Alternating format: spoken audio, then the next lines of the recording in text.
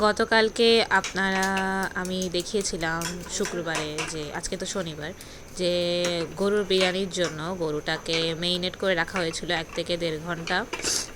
এই গরুর গোশের মধ্যে হচ্ছে আমি আদা রসুন জিরে বাটা আর বিরিয়ানির মানে ঘরের তৈরি বিরিয়ানির বাটা মশলা আমি ইউজ করেছে, আর হালকা টমেটো পেস্ট, এগুলো সব কিছু ভালো করে মেরিনেট করে রেখেছে। লাস্টে টক দই দিয়েছে। চলুন বিরিয়ানির রেসিপি শুরু হয়ে যাক। ভয়েসটা আজকে আমি দিয়েছি। ভাজতেছি, ভেজে তারপর আমার ফোন দেব না তো, না না আমার সম দেব না, আমার সম ভালো দেব। প্রথমে তেল দিলাম, তেল দেওয়ার পরে একটু পেঁয়াজ বেরেস্তা করে নিলাম। পেঁয়াজ বেরেস্তা হয়ে গেলে চালটা ঢেলে দিয়ে হালকা আঁচে আস্তে আস্তে ভাজতে হবে। ভাজতে ভাজতে একটু গরম পানি ঢেলে দিব, দিয়ে একটু চালটা আধা সিদ্ধ হয়ে গেলে গোশটা ঢেলে দেব। চাল ভাজা হয়ে গেছে, গরম পানি দিয়ে দিলাম, সিলভারের পাতিলে নিয়ে দিলাম।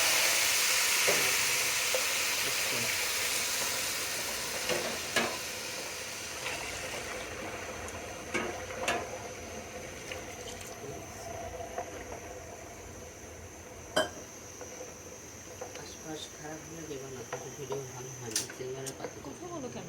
এটা তো কেটে দিই না, আমার কষ্ট হয়। তোমাকে বোঝাবো কিভাবে?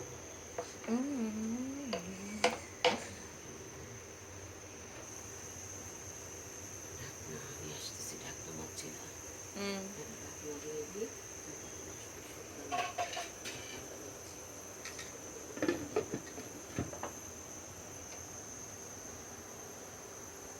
হচ্ছে সেটা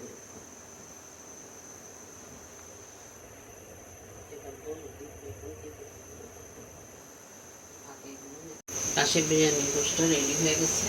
এখন এটাকে ঢেলে দিব, ঢেলে মেরিনেট করবো। এখন এই গোশটাকে ওই হাঁড়ির মধ্যে ঢেলে দিয়ে সুন্দর করে দমে রেখে দিব। দমে রাখার পরে খুবই চমৎকার একটা ফ্লেভার আসবে। ওকে, ডান ডান।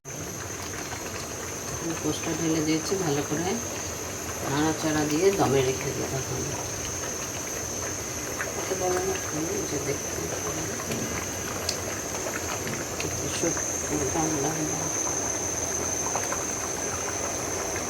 বসাতে হবে এবং biryani done. Perfect beef biryani. আপনারা যে কেউ খেতে আসবেন, চলে আসেন চিটাগাং হালিশহর। অর্ডার নিতে যান বলবেন।